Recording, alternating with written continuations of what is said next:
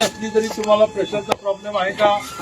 मी सांगितलं होतं वरच्या मजल्यापर्यंत पाणी चढेल आणि त्यावेळेस आपण चढवूनही दाखवलं.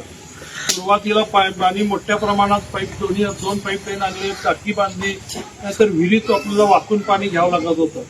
हे सगळे तुम्ही साक्षीदार आहात त्याच्या सगळ्या गोष्टी. आज खरं तर आमदाराचा पुत्र तुमचा नगरसेवक आहे, ते डॉक्टर आहेत, पण एखादा दवाखाना काढला का आपल्या गरिबासाठी इथं साधा? आम्ही आरसीएफचा दवाखाना शेळगीत काढला आणि भेटण्यासाठी काय केलं का? इथंही केलं नाही, इथंही केलं नाही. साधं आपली मुलं शिकून त्यांना हाताला काम मिळत नाही, त्यांच्यासाठी काही प्रयत्न केले का? त्यांच्या वडिलांनी त्यांच्या आता परत उमेदवार म्हणून उभे आहेत, 20 वर्ष त्यांना संधी दिली, अजून किती द्यायला पाहिजे? विचार करा.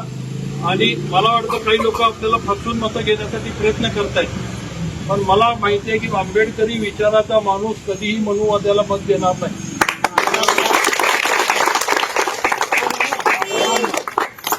आता हे बीजेपी म्हणजे कोण आहे?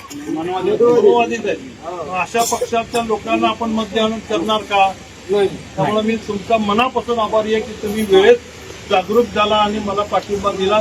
मी तुम्हाला गॅरंटी देतो, माझ्याकडून तुम्हाला 100% न्याय मिळेल. आजपर्यंत मी साधा नगरसेवक म्हणून सगळ्याला न्याय देण्याचं काम केलं.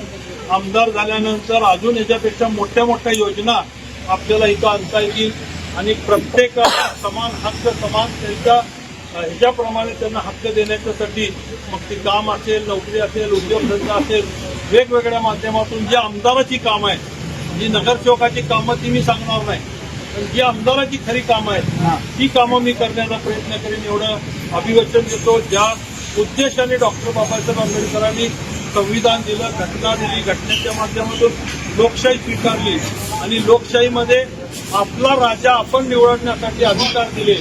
गरीबाला सुद्धा एकच अधिकार दिला आणि कितीही श्रीमंत लोक, टाटा बिर्ला असू दे किंवा अंबानी असू दे, त्यालाही एकच मताचा अधिकार दिला. हा मताचा अधिकार कशासाठी दिला? तू हिंदू, तू मुस्लिम, तू दलित, तू ख्रिश्चन हे ठरवण्यासाठी दिला का? विकास कामासाठी दिला.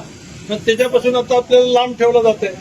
आपल्याला येऊन जाऊन काय जातीमध्ये भांडणं लावून आपले मतं घेण्याचा प्रयत्न होत आहे.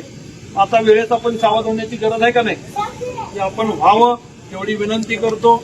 आपण सगळ्यांनी पाठिंबा दिला, त्या पाठिंब्याच्या मी निश्चित प्रामाणिक राहीन, तुम्ही दिलेल्या मताशी प्रामाणिक राहीन आणि त्या मताचा उपयोग तुमच्या हितासाठी निश्चित करेन, एवढी अभिवचन देऊन तुम्हाला सगळ्यांना मनापासून शुभेच्छा देतो. जय हिंद, जय महाराष्ट्र, जय गुरु.